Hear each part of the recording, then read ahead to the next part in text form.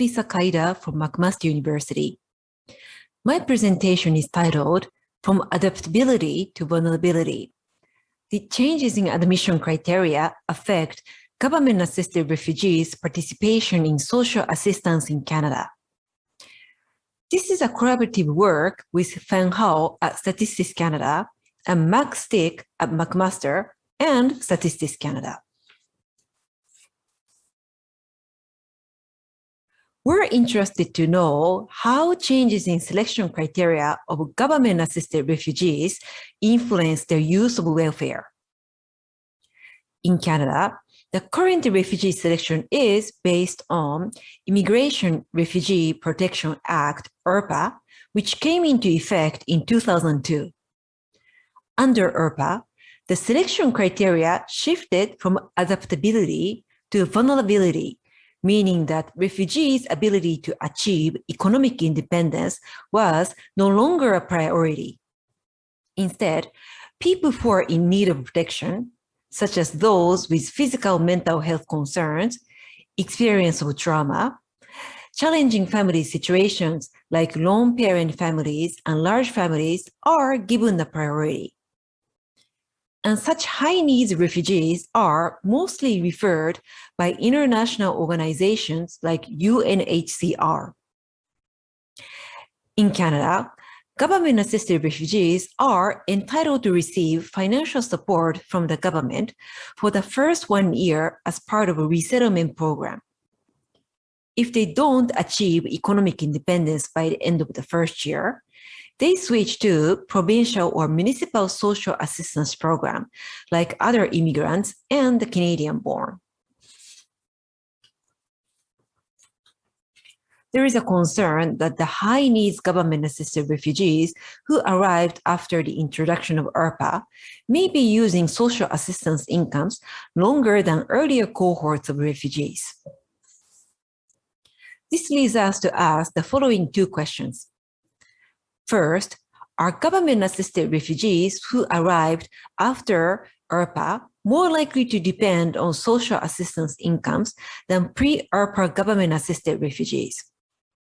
Second, to what extent do post-migration labor market experiences account for the gaps in social assistance use between pre- and post-IRPA government-assisted refugees?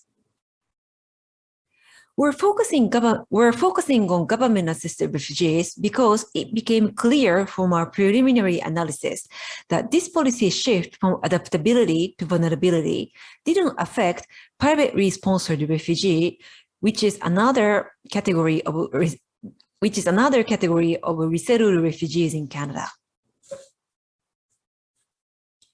We analyzed the longitudinal immigration database, IMDb. This is administrative data that combined landing records of immigrants who landed in 1980 and onwards with the annual tax records from T1 family file since 1982. One advantage of using the IMDb in refugee integration research is that the information on refugees' detailed admission category is available.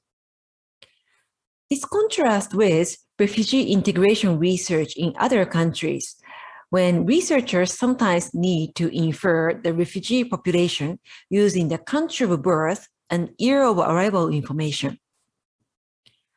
The sample of our analysis is government-assisted refugees who landed in Canada in 1997 to 2009 at age 20 to 54. And we use linear probability models. The outcome-dependent variable of our analysis is the receipt of social assistance income in specific tax years, which is coded as 1 when a refugee themselves or their family members received social assistance incomes, and 0 otherwise. Our independent variables are twofold. The first one is the period of arrival, which has 3 categories, including pre-IRPA cohort who arrived between 1997 and 2001, and the transition period who arrived between 2002 and 2004, and the post-ERPA cohort who arrived between 2005 and 2009. The IMDb doesn't have the information on under which policy a refugee was selected, so we use arrival period as a proxy of a policy change. Our second independent variable is years since landing between year 2 and year 10. We didn't consider year 1 data because the income from resettlement assistance program, which is entitled to government-assisted refugees, is included as social assistance benefits in the IMDb. We didn't want to systematically exaggerate government-assisted refugees' social assistance rates in year 1. In our linear probability models, we also include the following control variables. At landing characteristics are based on the landing records of the IMDb, whereas post-migration characteristics are based on the annual tax record component of the IMDb.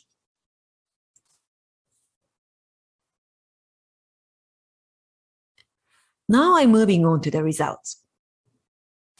In this chart, the blue line is for pre-ARPA government-assisted refugees who arrived in 1997 to 2001. The orange line is for the transition group who arrived between 2002 and 2004. And the gray line is for the post-ARPA government-assisted refugees who arrived in 2005 and 2009. What you see right now is based on the unadjusted model where I didn't control for any characteristics. In year 2, the social assistance rates are somewhat similar between the 3 cohorts of government-assisted refugees. For example, 66% of pre-ARPA government-assisted refugees were receiving social assistance, whereas 72% of post-ARPA government-assisted refugees were receiving social assistance income. After year 2, the SA trajectories start to diverge. Pre-ARPA government-assisted refugees' social assistance rates steadily decline. By year 10, only a quarter was on social assistance. The social assistance rates of the transition group and post-ARPA government-assisted refugees are slower to decline. As a result, the gap in social assistance use between pre-ARPA GARs and post-ARPA government-assisted refugees continue to grow until year 5. And the gap between the pre-ARPA GARs and the transition group goes up until year 8.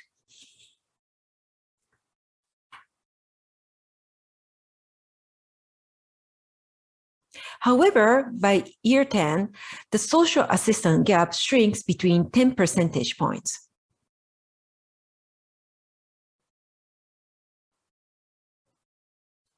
What happens when we take into account differences in landing and post-migration characteristics between the 3 government-assisted refugee cohorts?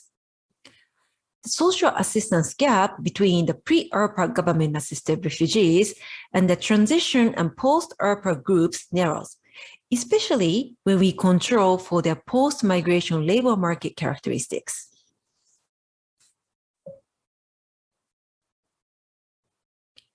Our linear probability model suggests the slower labor market integration of post-2002 GARs, especially post-ARPA GARs, plays a major role in explaining why they use social assistance incomes longer.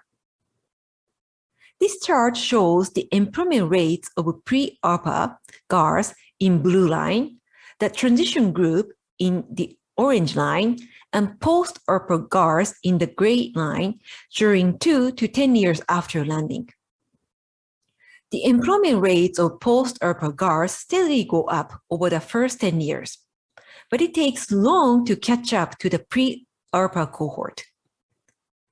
Their employment rates are lower by 10 percentage points throughout the first 7 years in Canada. And after year 8, the gap finally goes below 10 percentage points. The transition period group's employment trajectory is in between that of pre-ERPA and post-ERPA GARs.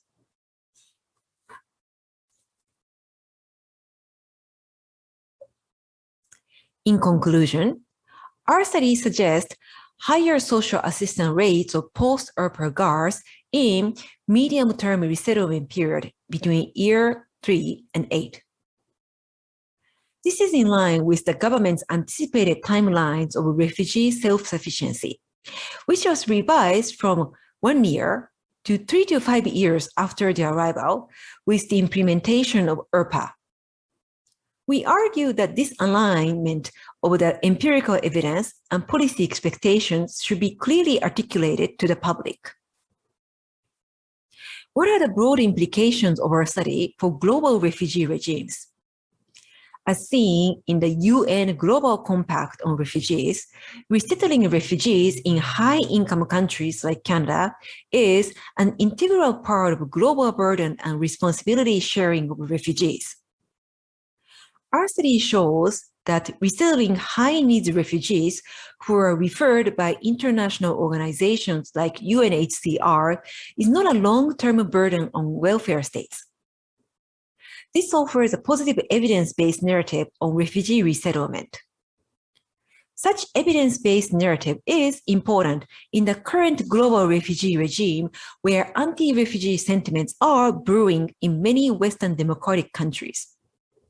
Although far-right populist parties are not gaining ground in Canada, at least at the federal level, public support for refugee resettlement can be volatile as Canada is going to resettle 38,000 refugees per year in the next 3 years. The notion that refugees persistently rely on social assistance and are a burden to the welfare system can easily fuel anti-refugee sentiment. Our study counters such notion and speculation and has demonstrated the economic integration of government-assisted refugees is possible in the long run. Thank you for listening, and I'm looking forward to the Q&A period.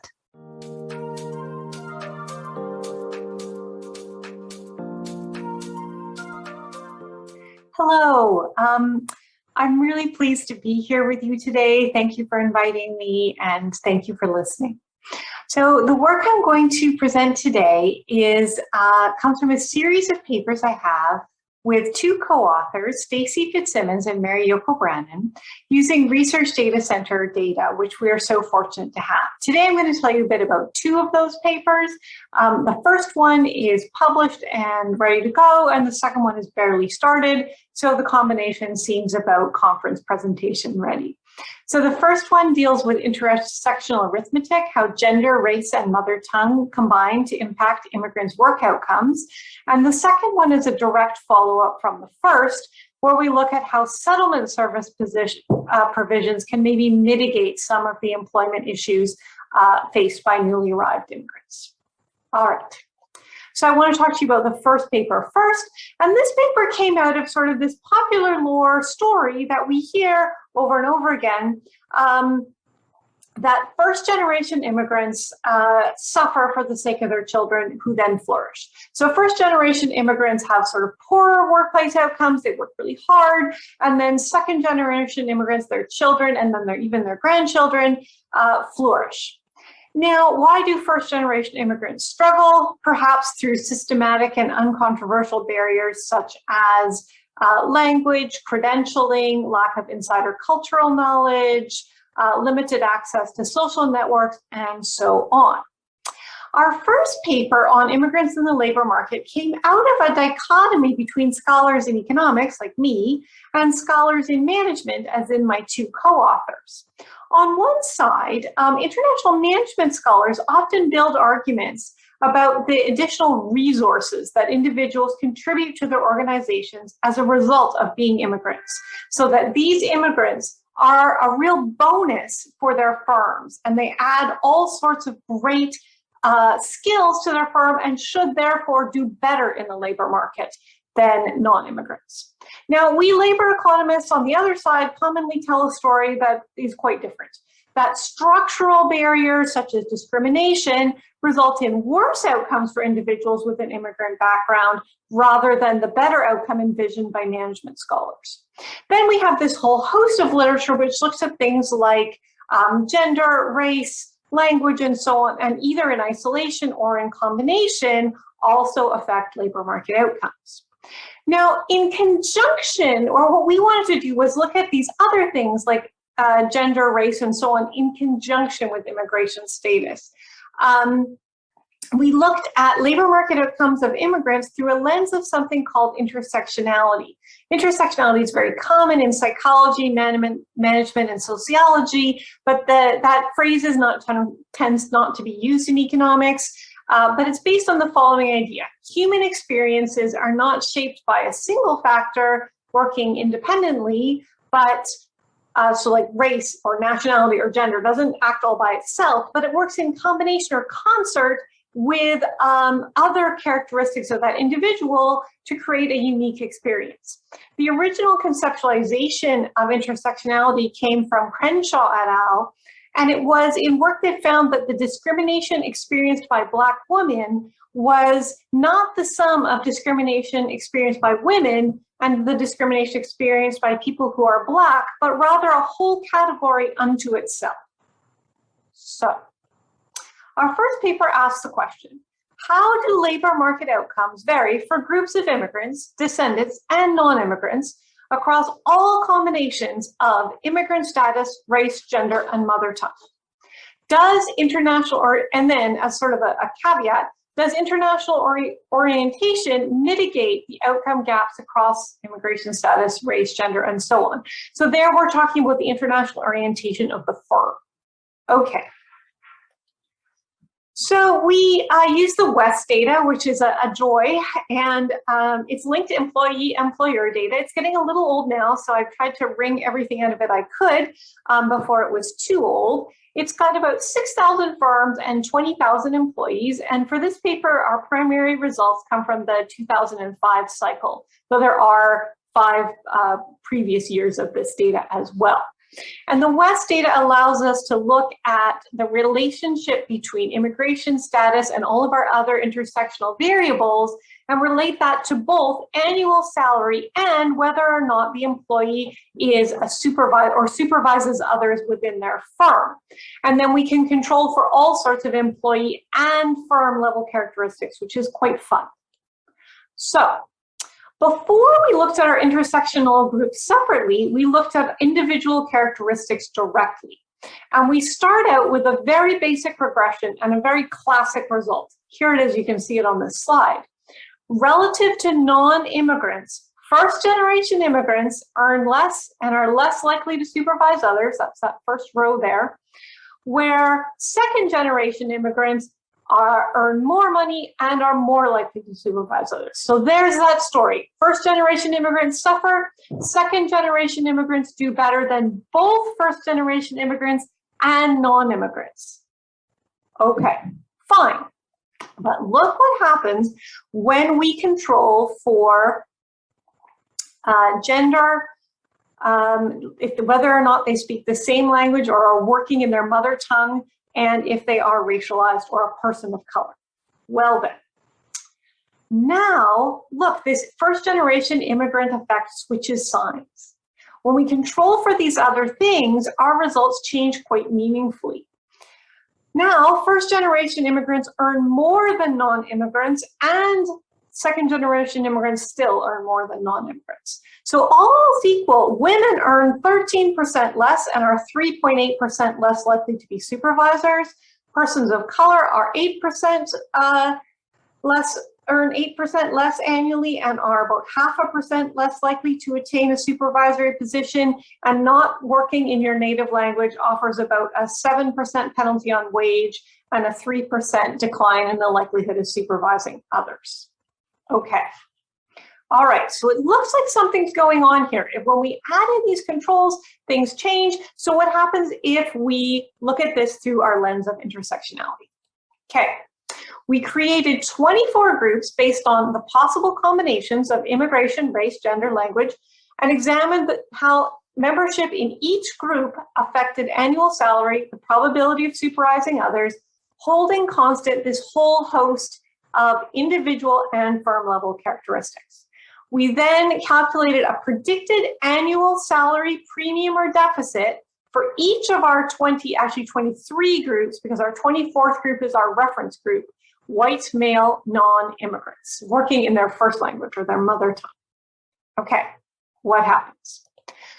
Well, relative to our reference group, we see that all 12 groups of women, and you'll see all 12 in a minute, had deficits, but the variation was really large. Only 3 groups were predicted to earn more, and one of those groups are first-generation immigrants. So this here is first-generation immigrants, and we see that first-generation men who are white and working in their native language have a salary premium beyond even white male non-immigrants. Everybody else has salary deficits, but those salary deficits, the variation is enormous from $2,300 to $8,300. So being a first-generation immigrant woman of color not working in your native language has a big penalty attached to it. What about second-generation immigrants? Do they have this big salary premium relative to white male non-immigrants? Not unless they are also white men. Okay, so the only ones that have a salary premium here are also white men. Notice that those salary deficits have declined to some degree, but there still remains in that second generation big variability depending on which of these intersectional groups you belong to. And that intersectionality extends even into non-immigrants. Here we see this. That last one down here, don't pay much attention to that though, please. It's not a significant coefficient. The rest are significant though. So that's our benchmark group, the white male non-immigrants working in their native language. But then we still see among non-immigrants these big differentiators by gender, race, and mother tongue. Okay. So it seems inadequate to explain unequal outcomes for immigrants and their descendants entirely through structural barriers or individual level resources. We can't draw very good conclusions about immigrant generations without specifying some of the other characteristics of those people. Now, we looked at race, gender, and language, but there could be 10 others that we should have and didn't. Okay, that's a question for another day. So before controlling for those effects, first-generation immigrants had worse outcomes, but after we control for them, we see that those white male immigrants don't have worse outcomes. The story is not just immigration, it's other characteristics. So this led us to wonder quite a lot of things, but specifically we wondered one thing that I want to tell you a bit about now, and that's the idea of what kind of immigration policy or immigrant supports could mitigate some of these labor market outcomes. So this is the second paper now, which is hardly begun, but let me tell you a bit about it anyhow. Settlement service provisions and the intersectional employment outcomes of newly arrived immigrants. So one way that policymakers have tried to alleviate labor market gaps experienced by first-generation immigrants is by providing settlement services. So settlement services are things like language classes, employment counseling, translation services, child minding, all sorts of things. So for example, here's one. This is an example of a settlement service program being offered in Victoria, where I live. It's targeted to immigrant young adults and funded by a collection of provincial, federal governments and different agencies. It provides some language training, but mostly things like interview skills, help with your CV, cultural communications, a couple different certifications, and so on. And so it's designed to help immigrant youth get into the labor market and succeed in the labor market. Okay. So settlement services are very diverse, from very specific to very broad, and we're interested in learning first, how do different settlement service provisions affect the employment outcomes of newly arrived immigrants, and which services are most effective at reducing relative pay and positional deficits between immigrants who vary amongst our intersectional groups, gender, race, mother tongue, and so on. Okay. So what data are we using for this? Another fabulous RDC data set, which is actually kind of a new one. It's a pilot program which links the IMDb to something new called the Settlement Services module. And we're really excited to be part of this program. The IMDb, as I'm sure many of you know, is a longitudinal immigration database, detailed information on socioeconomic outcomes of immigrants and their admission status, and labor market outcomes such as employment information, income, whether or not they're working in their intended profession, and so on. The IMDb also has lots of information on the characteristics of immigrants, such as their where they came from, their gender, their knowledge of languages, and all those intersectional characteristics we're looking to identify. And then it was recently linked to this really neat module called the Settlement Services module. This module has data on a multitude of settlement services, not surprisingly, that can be accessed by recent immigrants, both services provided in Canada after they land and those provided in their home country or their origin country before they come to Canada. Okay, so as I mentioned at the beginning, we're still really in the discovery phase here, and I have no vetted results to show you, so I won't tell you much, really. But we'll give you some of our vague intentions and what we're seeing so far. We're looking at the population of newly arrived permanent residents receiving domestic services within 5 years of landing and with at least 1 year of data following the receipt of the services. And it looks like we'll have about 1 million individuals who meet those criteria. We've got people who come in for one meeting and people who do a whole long program and everything in between, okay? Hundreds of different types of services that people can access and that they do or do not. We're looking at how these different service uptakes influence 3 different labor market outcomes: income, being employed versus not employed, and whether if you're employed in your intended occupation. And then, of course, across our intersectional groups. And the results, which I can't show you, are actually super interesting so far. Like our earlier work, it appears that intersectionality matters deeply in some ways for the efficacy of different settlement services and their application to different groups. So we're looking forward to finding out more about this and how we could narrow this gap in employment outcomes for different groups of immigrants.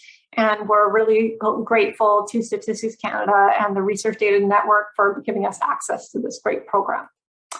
So that's all. Thank you so much. But especially given how preliminary the later work is, I'll be really delighted to hear your comments and suggestions, and I'm looking forward to chatting with you more. Thanks so much.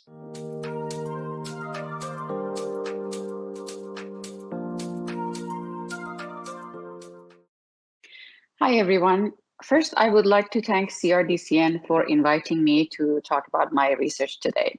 It is a pleasure to be a part of the conference. Before I start, I'd like to acknowledge that Dr. Murshid Chowdhury from the Department of Economics at the University of New Brunswick is the co-investigator in this project. Also, my student and research assistant, Jiao Dang from St. Thomas University, has done the bulk of the work, and this project is partly based on her honors thesis. The Brain Drain and Brain Gain is my recent research project at the Research Data Center at the University of New Brunswick.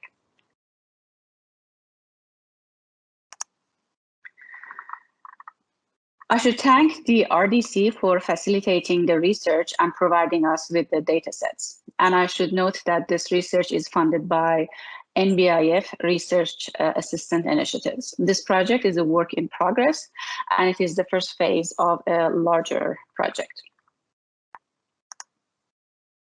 Typically, brain drain refers to the migration of highly skilled and educated workers, such as engineers, physicians, scientists, and other very highly skilled professionals with university training. The movement of skilled workers is mainly from developing countries to developed countries. So brain drain is often experienced by developing countries such as India or China, and brain gain is typically experienced by developed countries such as the UK and the US. Brain drain often has devastating consequences for the sending countries, mainly because the highly skilled and educated labor force are vital contributors to the GDP and economic growth. In macroeconomics, we call such workers as human capital, and they are considered as major contributors to the economic growth, especially in the long run. Canada is a major receiving country because our immigration policies are designed to attract highly skilled and educated individuals. Also, immigrants are admitted with a view to fill a gap in employment caused by the exit of the baby boom generation. In the early 1990s, Canada actively engaged in the human capital model of immigrant selection and further modified the point system in order to increase the human capital. Therefore, by design, Canada has been the receiver of brains or skilled and educated workers for several decades.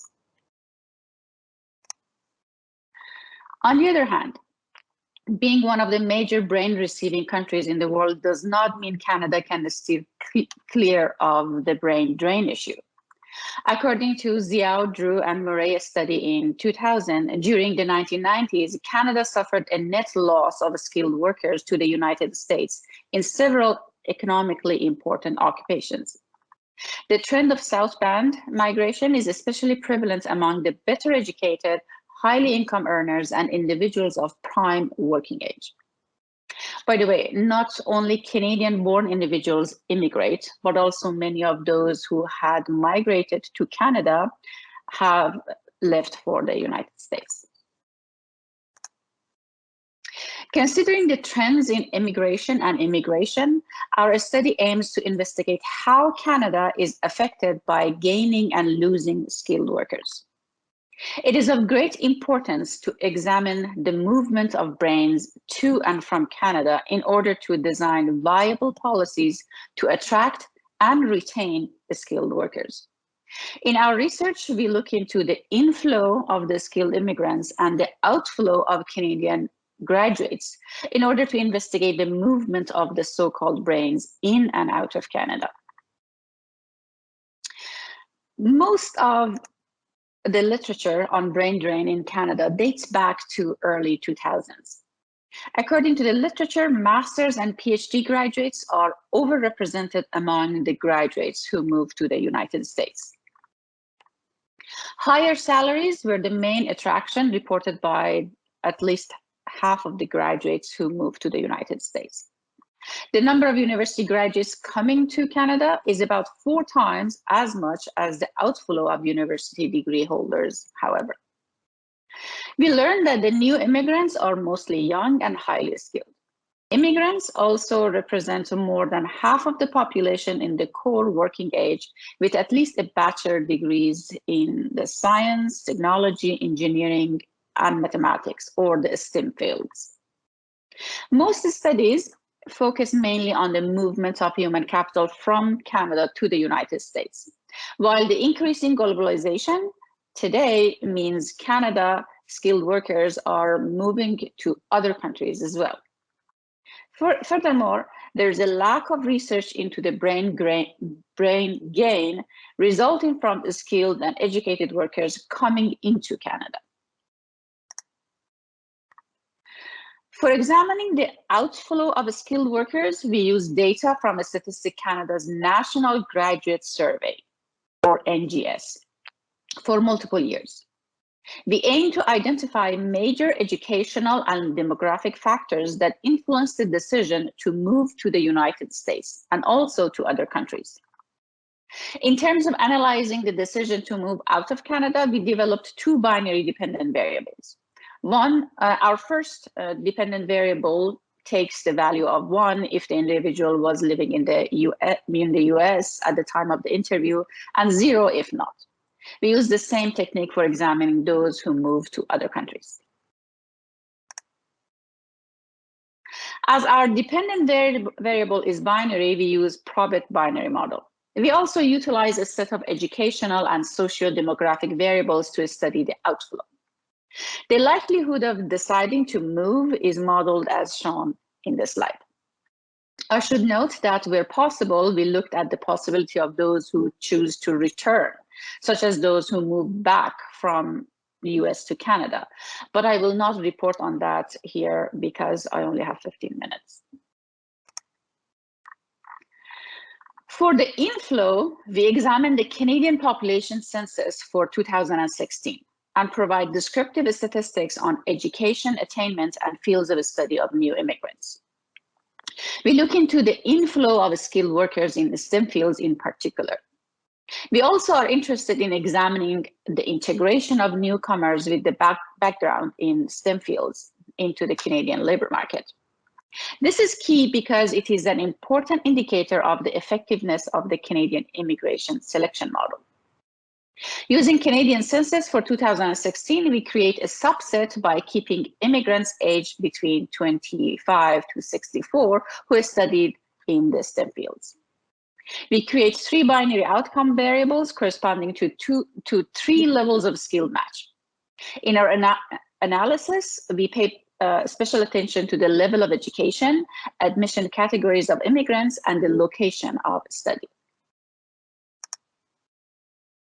Table 1 compares the highest level of education and fields of study of immigrants landing in 2015 with the general population in Canada. As a consequence of the point system, new immigrants in Canada are highly educated and are even more educated than the general population. Furthermore, a large portion of them are educated in the STEM fields.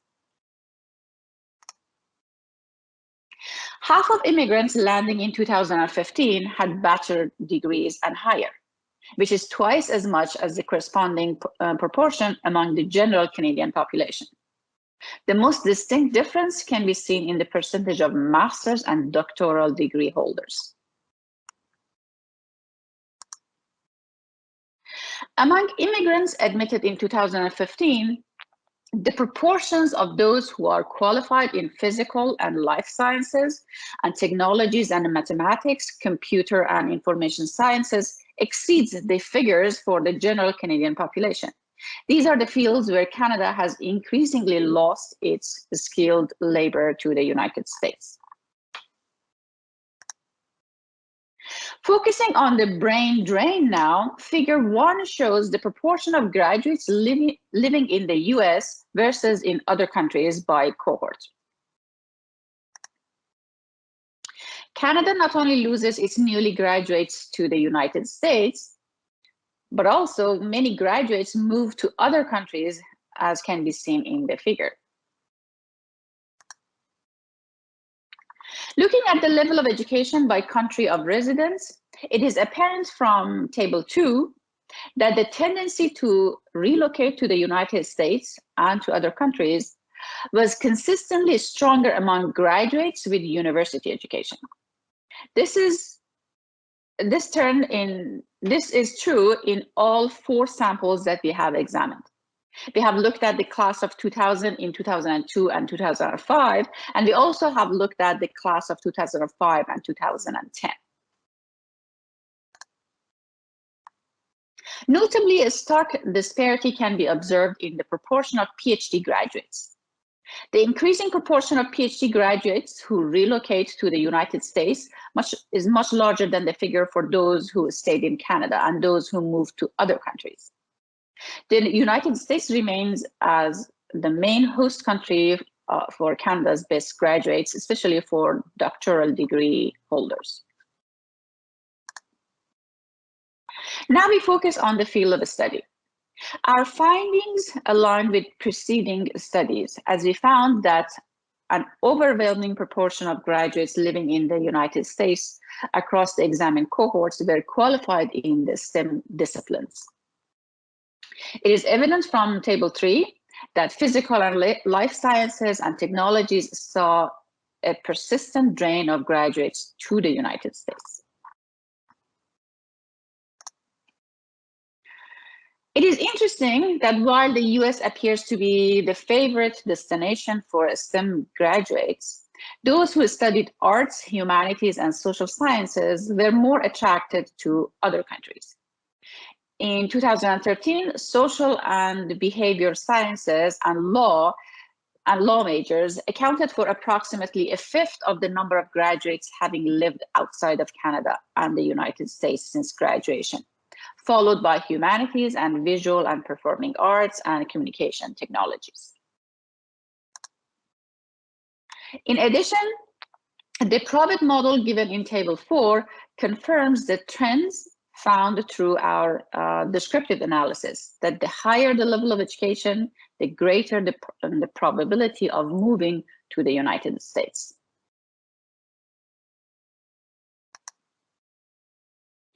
Our regression analysis also points at the phenomenon of sectoral brain drain.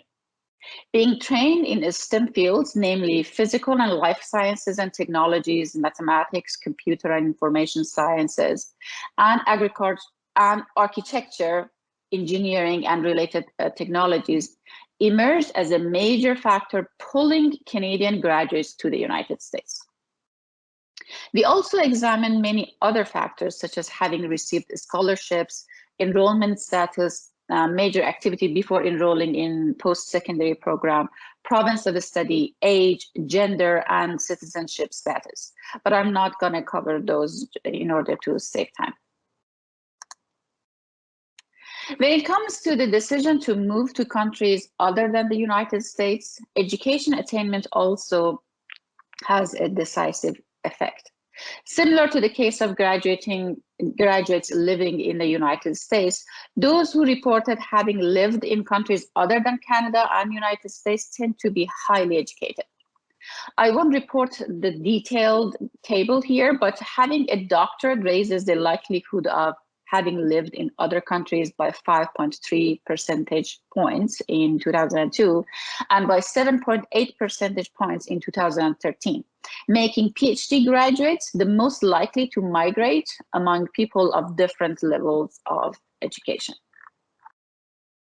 In terms of field of study, graduates who have majored in visual and performing arts and communication technologies, humanities, and social and behavioral science and law have greater likelihood of relocating to other countries when compared with other graduates. We have looked at other social and demographic factors, but again, I'm not going to cover those here. Central to our finding is also the skill utilization among recent immigrants who are qualified in STEM fields.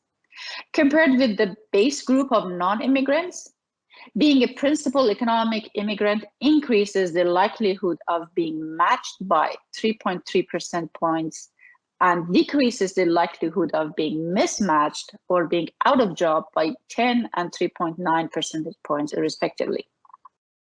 To save time, I won't repeat this in details. I won't report this in details, but I will note that in terms of skill match, we find that STEM educated principal applicants of economic immigration streams outperform the non-immigrants and those who came to Canada before 1980. In other words, the education of STEM field graduates matches with their occupation much more than other groups. Also, STEM workers who were educated in Canada, the US, the UK, and France tend to have better outcomes in the Canadian labor market than people who earned their highest degree in other countries. Now let's conclude. First, both Probit models for the outflow to the United States and other countries, as well as our descriptive analysis, suggest that the more educated that individual is, the more likely that person would choose to migrate out of Canada. Second, it is getting more and more likely for those who are qualified in physical and life sciences and technologies, mathematics, computer and information sciences to relocate to south of the border. On the other hand, both descriptive statistics and regression analysis show that destinations other than Canada and the United States are more popular among visual and performing arts, communication technologies, humanities, and social science majors. When it comes to the analysis of immigrants coming into Canada, we can identify similarities in levels of education and fields of study with the outflow of graduates to the United States. There are considerably higher percentage of individuals who are qualified in STEM fields among immigrants than the general Canadian population. So it seems that the inflow is compensating the outflow in the STEM fields. Our regression also suggests that STEM-trained principal economic immigrants of prime working age outperformed non-immigrants in terms of skill match. Our findings reveal that individuals who obtain their highest degree from developing countries are more likely to suffer from a skill mismatch. And I stop here. I would like to acknowledge the RDC and NBIF again for their contribution to this study by facilitating the data sets, and also NBIF by funding our project. Thank you all for listening. As this is a work in progress, Dr. Chowdhury, Jiao Dang, and myself would love to hear your comments, questions, and suggestions. Thank you.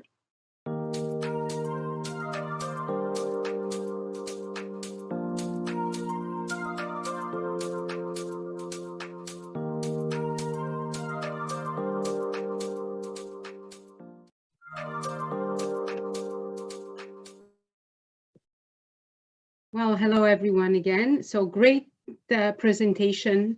I just want to thank Dr. Solati, Dr. Baggs, and Dr. Keda for this insightful presentation.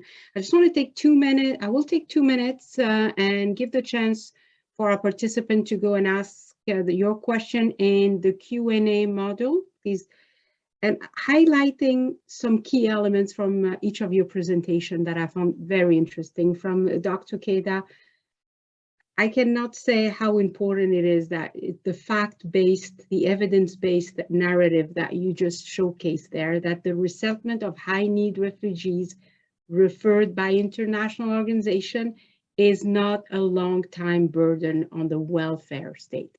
And knowing what's happening nowadays across the world and each of the different developing countries being asked to welcome more refugees within their country, it is important that that narrative, that evidence-based, be shared among our citizens, knowing that is not a long-term burden, and we see economic integration within these refugees. So thank you for taking the time and showcasing that important message through your research. With Dr. Jen Baggs, I love the way you use intersectionality outside of sociology, where you see it in the economics, and how you use that into your research and showcase that it's the different characteristics need to be taken into account. Of course, you can add more different characteristics and come up with another layer of finding. But the fact that you went and looked at that aspect within your research in the area, I thought that very interesting. And thank you for taking the time to show that aspect to us.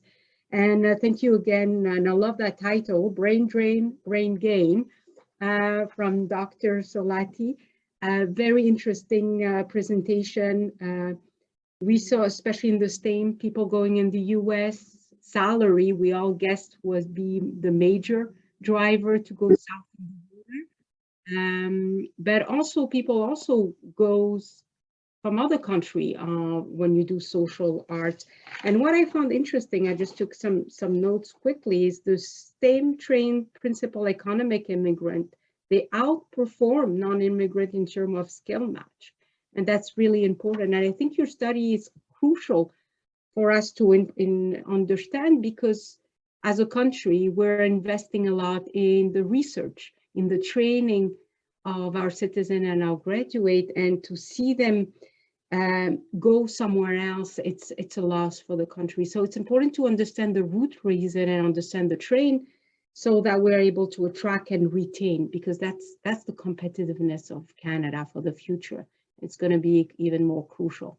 So thank you, Dr. Solati, in this really insightful, interesting, and fact-based research. So I'm going to open to Q's and A's, and I had two questions. One I think was already answered.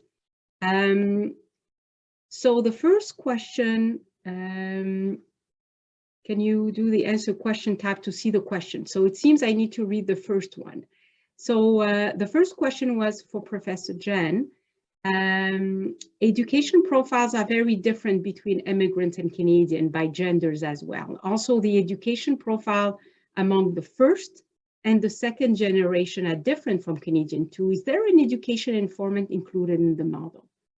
That's a great question, and I'm so pleased to answer it. So one of the things that's fabulous about the West data is it has so much information about the employees that we're studying, including their education. So their formal education, their on-the-job training, their years of work experience, all sorts of things, and we can control for that. So all of our wage and supervisory position results are holding constant about, I think we have 4 different education controls.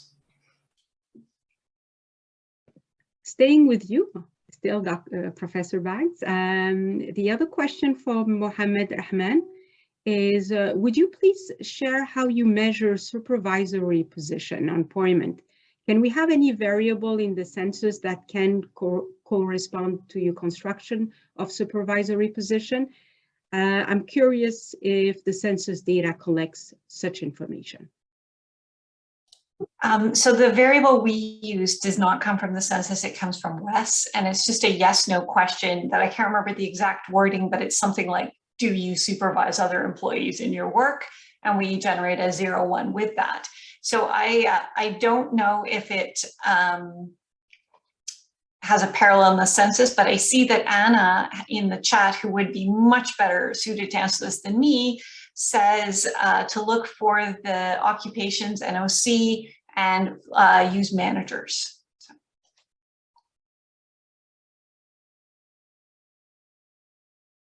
I have to remember to unmute myself. We have another question. It is from Anne Adoufier. It mentioned, one thing I still find hard to understand is why there seems to be underemployment among immigrants despite a robust point system that attract highly skilled immigrants. Any explanation for this capture in your research? I think that question is for my study. I'm not sure. I didn't mention Probably. for who, but I will let you, Dr. Solati, look at it, if you can. Okay, if this is about my study, because I talked about it, but we don't, our study does not look at that. It's an excellent question.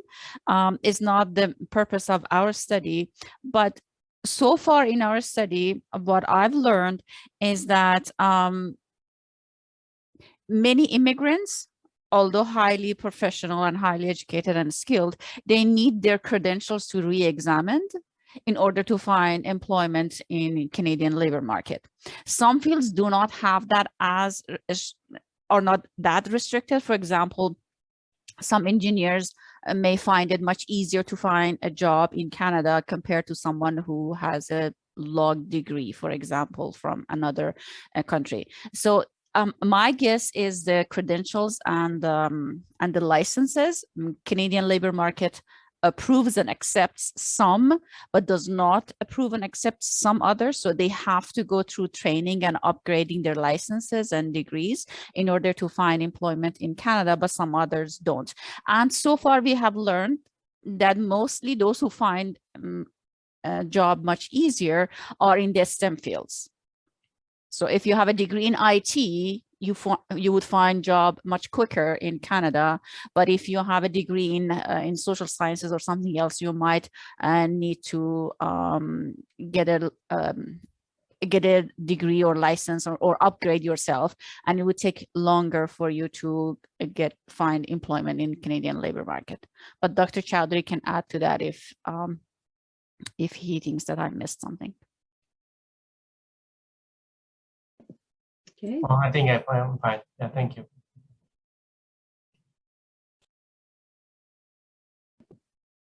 Please go ahead, Dr. Chaudhry. I think I'm fine with what Fariba mentioned. It's why there is so much underemployment. So that's a big question.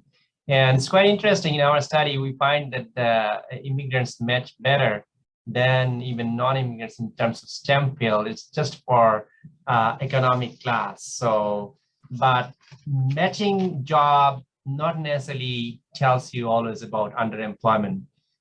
So, I mean, there's no underemployment. You may have a job, but still you might be underemployed. So you may have a PhD degree, but at the same time, probably the job that you are in, probably it doesn't require you to have a PhD degree. So that doesn't exactly answer what we found does not necessarily answer exactly that why there is underemployment. So one aspect that is Fariba mentioned about probably credential could be an issue. Probably now we have the settlement services and providing a whole lot of supports, range of supports there. So there could be some issue. We cannot totally ignore the facts of discrimination as well. So there could be a whole lot of factors, but without putting, without examining the data, I would refrain, putting any answer to that directly. Thank you. Thank you, Dr. Chaudhry. I think on the same vein, Dr. Keita? Thanks. My particular immigration research, refugee research doesn't necessarily entail Anne's question, but I'm just going to put on my hat as a sociology immigration teacher, instructor. I would like to direct Anne to two recent sociological studies that put more focus, shed light more on the sort of demand side of the explanation as to why skilled immigrants in Canada are underemployed. One research that I can think of is a recent work by Yao Lu and Feng Hao, published in International Migration Review, that puts focus on the labor market structure between Canada and the US and their relationship with the economic outcomes of highly skilled immigrants in Canada. So they're more interested in structures surrounding highly skilled immigrants in Canada. I'm not the author, so I'm not going to go into the details, but this IMR article is something that I might want to take a look at. And another sociological that I want you to draw attention to is a qualitative work by Jennifer Ehrlich. She's a professor at McGill University, and she interviewed employers as to what kind of decisions they make when they hire highly skilled job candidates. I think she focused on IT sector, and employers give lots of reasons, justification as to why they hire certain workers over others. Some of the things that they talked about is kind of cultural fit between the workplace and the potential candidate, or it could be about some employers may be interested in the candidates who came from the same university. So that's something that what I want to emphasize is that demand side of the explanations are something that are kind of developing in sociology these days, and not just the supply side of the research that puts more emphasis on immigrants' profiles themselves. Thanks. Thank you, Dr. Keita. Interesting item about culture fit, because I've read an article on that, quite limited as a notion, it seems, because you don't, somebody can be, it could be anti-ageism, even viewed a different way, not being inclusive, when the response of cultural fit comes into a reason for integrating or not integrating, hiring someone. So there was an article recently on the concept of the culture fit. So I found it quite interesting, different aspect. We have a question on, I think on the same vein, on the employment data. So is the employment data disaggregated by type of organization, for example, business, nonprofit, cooperative? And I believe for Dr. Solati? I'm not sure if that's about my my research. Can you read the question again? Yes. Is the employment data disaggregated by type of organization? For example, business, nonprofit, cooperative. We didn't look at the unemployment rate, so I don't think it's about this study. No. And I think, Dr. Baggs, you looked more at the salary aspect premium. in your? That's correct. So we looked at people, all of our people were employed. It was employee data. However, we didn't have, I believe they were all for-profit businesses, all of the organizations that we used in the end in our data. We didn't have nonprofits or cooperatives in there. Okay, thank you. And I have two hands, Dr. Solati and Dr. Chaudhry. Oh, I think Dr. Chaudhry was first, so I'll let. Oh, please go ahead. Yeah, well, my question is, well, actually, I wanted to ask a question to Dr. Qaida, but seems probably as a panelist, we can't put the question for some reason directly to the question box. Anyway, so my quick question to Dr. Qaida is, you are using like a social assistance rate, and I see that there is another question from Dr. Mohammed Rahman regarding that. So yes, immigrants, sometimes they arrive in the middle of the year, and if you use IMDb data, so how do you measure that, whether it is the year since migration? Let's say somebody coming in October or November and filing the taxes for that year, but they're there just for 1 month or so. And how do you measure their year since migration in that case, or even the social assistance that they have received? I understand probably you are not looking at exactly how much social assistance they have received, but at the same time, we find there's a little bit of issue, or at least it would be good for us to know that how do you take care of that, whether somebody is there for 1 year or 1.5 years or 1 year and 3 quarters or so, or just 1 year?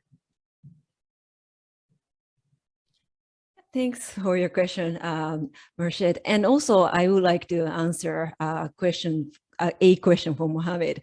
So first, to answer the question from Mohammed, yes, we use this family level social assistance as our dependent variable.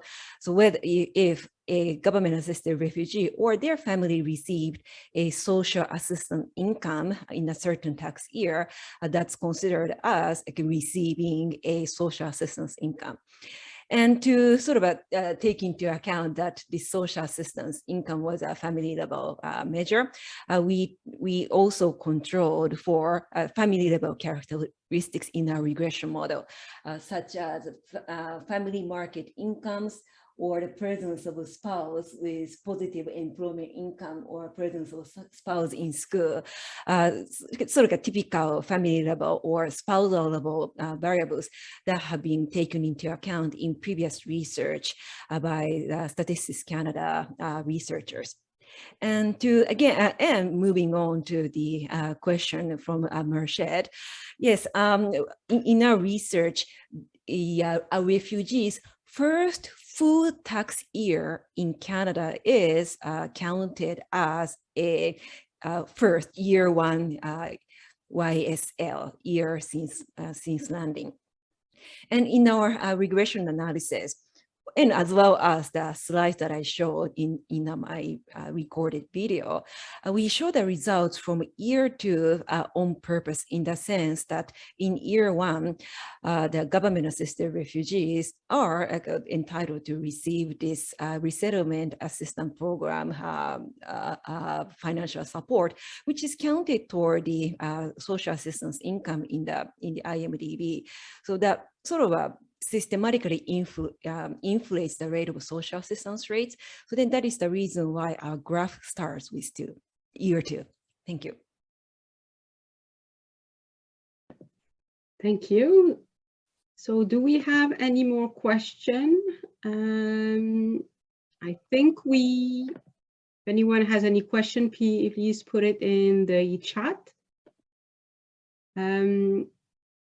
I just wanted to mention, I was very happy to see that all of you have leveraged the microdata information available in the different RDC across the country, whereas the IMD, the WES, or the NGS, and also AIM within the CRDCN StatCan to give you more up-to-date data, microdata, so you can use in your research. So Very glad that it has been useful for all of you in your studies.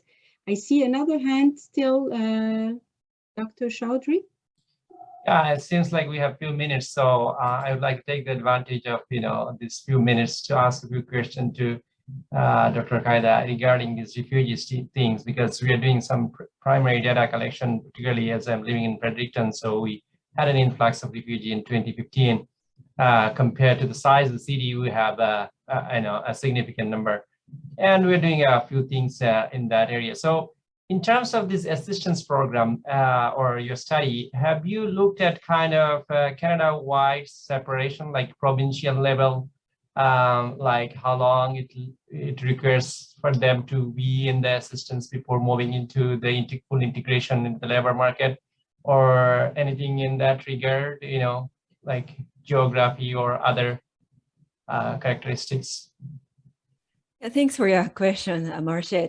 Yeah, we are aware that some provinces are very interested in this retention of resettled refugees. Yeah, I used to live in Atlantic Canada, and I'm quite aware that retention of refugees or immigrants in general is a very pressing issue over there.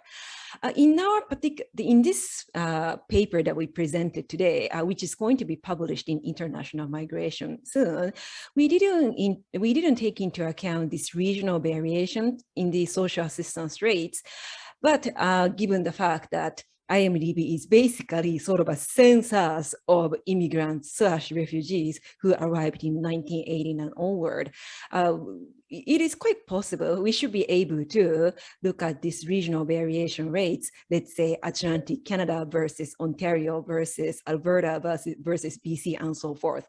So that could be one possible research avenue, and that could be something that many provinces as well as municipality would be interested to know. Yeah, thanks for your suggestion. Yeah, that's great, because about this Atlantic Canada, as you said that you've been to Atlantic Canada. So even if we do, different categories of immigrants like economic class and family class and refugee class, and surprisingly, the numbers for refugee class retention is probably surprising, or not surprisingly. I should not say surprisingly. It's low compared to the others. And one of the reasons is they say that economic integration. So, if you have particularly the social assistance program related study, that will tell much better, particularly these provinces, those who are struggling in terms of retention, it will tell them better about like, okay, does it change over the cohorts? There could be like cohorts, those who came before 2010 or before 2000, probably their retention was low because of certain things. But after this program in place, the GUARD that you mentioned, or IRPA that you mentioned, probably things might have changed. So it would be interesting to see the regional variation, and it might be helpful for policymakers. Thank you. Thank you. Well, this forum is used for it, so let's enjoy asking the question. I had a question for Dr. Kaida for the study you did for the refugee and the change of paradigm there.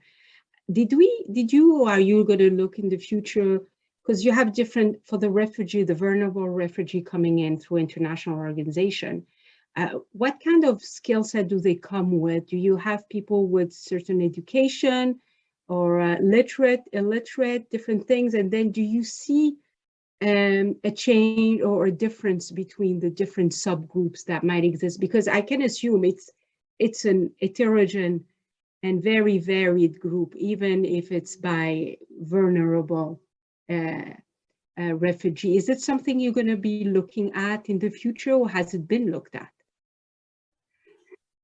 You gave me another research project. You inspired me. Thanks. My quick answer is we haven't broken down this post-ERPA GARs by country of origin or other characteristics. But just to give you some statistics, yes, this post-ERPA GARs are like vulnerable in terms of so many different characteristics. So for example, about 75% of post-ERPA GARs who arrived after 2005 have less than high school education. So like 3/4 didn't have basically like a high school diploma. But that doesn't necessarily mean that this all post-upper groups are at least educated. 10% of them actually do have a bachelor's degree. So it is, even though on the whole, these girls, post-upper girls are vulnerable, there is an internal variation, heterogeneity. And that's something, especially this country of origin variation, might be something that would be worth looking at, especially in the current refugee situation surrounding refugees from Afghanistan as well as Syria. Thanks. Absolutely, and you can even use that concept of intersectionality that Dr. Baggs has used in the labor market, because a lot of refugee, depending on the history, etc., might French-speaking countries or English-speaking countries or another allophone altogether. So there's so many different variations, but just from all three of you, your study you're doing and the impact you can have in the policy side is quite interesting there. And I found it really interesting, being myself a first-generation immigrant.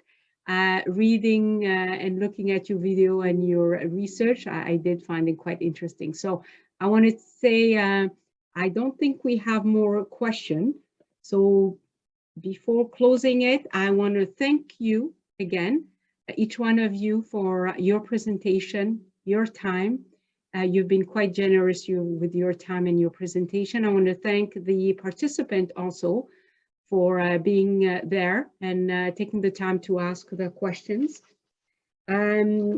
Also, I just wanted to remind everyone that tomorrow, another great section we have on session in the population health and health services, another big themes coming in. So tomorrow at 1 p.m.